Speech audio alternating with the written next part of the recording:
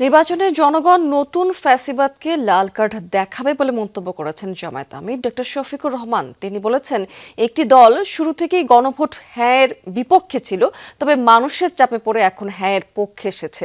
Doctor Shafiqur অভিযোগ করেছেন, একটি দল নারীদের হেনস্থা করার পর তার প্রতিবাদ করায় তারা জামায়াতের পেছনে লেগেছে। সামনে থেকে মোকাবেলার সাহস না থাকার কারণেই পেছন থেকে ষড়যন্ত্র করছে। 12 ফেব্রুয়ারির নির্বাচন সামনে রেখে 11 দলীয় নির্বাচনী ঐক্যের নির্বাচনী প্রচারণায় সোমবার কক্সবাজার, চট্টগ্রামে প্রচারণা চালান জামাত আমির।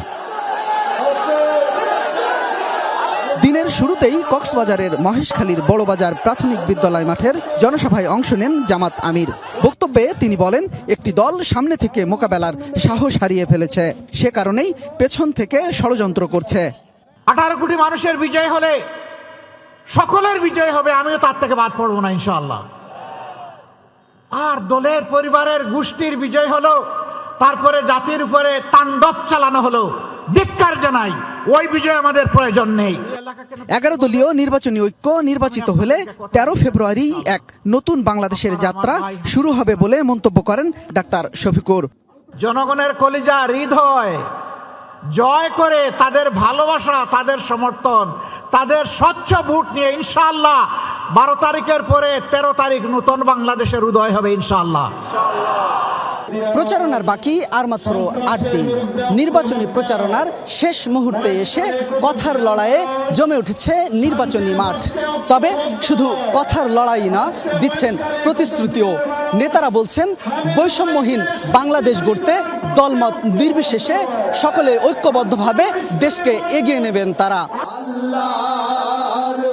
কক্সবাজারের বাহারছড়া বীর মুক্তিযোদ্ধা মাঠে দিনের দ্বিতীয় জনসভায় জামাত আমির বলেন, গণভোটে হ্যার বিপক্ষে ছিল একটি দল, এখন অবস্থা বেগতিক দেখে অবস্থান পাল্টেছে। পুরনো ফ্যাসিবাদ কায়েমের চেষ্টা জনগণ রুখে দেবে বলেও মন্তব্য করেন তিনি। চতুর্দিক থেকে ঠেলা শুরু হয়েছে জনগণের, ঠেলার নাম বাবাজি।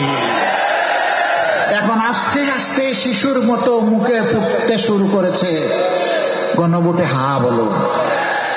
পরে লোহাগাড়ার পদুয়ায় আরেকটি নির্বাচনী সমাবেশে দুর্নীতিবাজদের কাছ থেকে লুটের টাকা ফিরিয়ে আনার প্রত্যয় জানান ডাক্তার শফিকুর।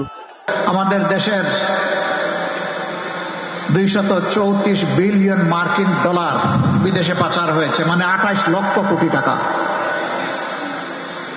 আমরা কথা দিচ্ছি, আল্লাহ তাআলা ইনসাফের সরকার গঠনের সুযোগ দিলে ওই সমস্ত লুটেরাদের পেটের ভিতর হাত ঢুকিয়ে সব বের করে আনা।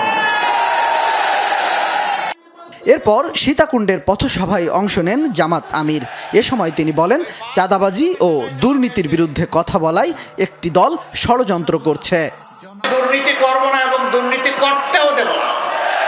আমি ওই যে বলেছি, দুর্নীতি করতে পারবেন না এবং বগলের তলে দুর্নীতিবাজকে আশ্রয় দিতে পারবেন না। ওই তো আমার বিরুদ্ধে লেগে গেছে, চান্দি গরম হয়ে গেছে। সন্ধ্যায় চট্টগ্রাম মহানগরের বন্দর স্কুল অ্যান্ড কলেজ মাঠে দিনের সবশেষ সমাবেশে অংশ নিয়ে ডাক্তার শফিকুর বলেন, কোনো অপবাদ দিয়ে জামাতকে ঠেকাতে পারবে না। বাংলাদেশে 71 সালে স্বাধীনতার ঘোষণা এখান থেকেই হয়েছিল। আপনাদেরই এক গর্বিত সন্তান সবার আগে চিৎকার দিয়ে বলেছিলেন, উই রিবর্ন। তিনি হচ্ছেন এলডিপির সম্মানিত সভাপতি ডক্টর কর্নেল অলি আহমদ বীর বিক্রম। জিয়াউর রহমান সাহেবকে হাতে ধরে সামনে এগিয়ে নিয়ে গিয়েছিলেন। চট্টগ্রামবাসী আপনাদেরকে স্যালুট। এই গর্বিত ইতিহাসের আপনারাই সূচনা করেছিলেন। কেন? তিনি আজকে আক্ষেপ করে বলেন, আমি লড়াই করেছি রণাঙ্গনে, আমি জাতীয়তাবাদী দল গঠনে আমি ছিলাম দ্বিতীয় ব্যক্তি জিয়াউর রহমান সাহেবের পরে। তিনি এখন বলেন, আমি এখন বিএনপিতে নাই, আমি থাকতে পারি না, কারণ এটি জিয়াউর রহমান সাহেবের বিএনপি নয়। তিনি বলেন, এটি বেগম জিয়ারও বিএনপি নয়। তিনি আরেকটি কথা বলেন, সেটা আমি বলতে চাই না।